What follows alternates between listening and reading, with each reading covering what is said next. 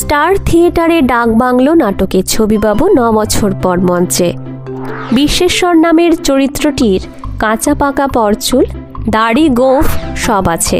ফুল রিহার্সালের দিন নির্দেশক দেবনারায়ণ গুপ্তকে জানালেন দাড়ি নিয়ে খুব কষ্ট হচ্ছে, সেটি বাদ গেল। কয়েকটা অভিনয় হলো, একদিন জানালেন পরচুলা পরে মাথা বড্ড দপদপ করছে, তাই সেও দূর হলো।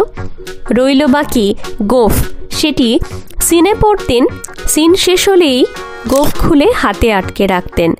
শততম অভিনয়ের পর এক রাতে দেখা গেল নাটক চলছে, ছবি বিশ্বাস মঞ্চে আর গোঁফটি সাঁটা হাতে। অতঃপর পরদিন থেকে গোঁফটিও বাদ গেল। ছবি বিশ্বাস কাগজে মুড়ে সেই গোঁফ নির্দেশককে ফেরত পাঠালেন, সঙ্গে লেখা ঝামেলা ফেরত দিলাম, প্রাপ্তি সংবাদ দিস।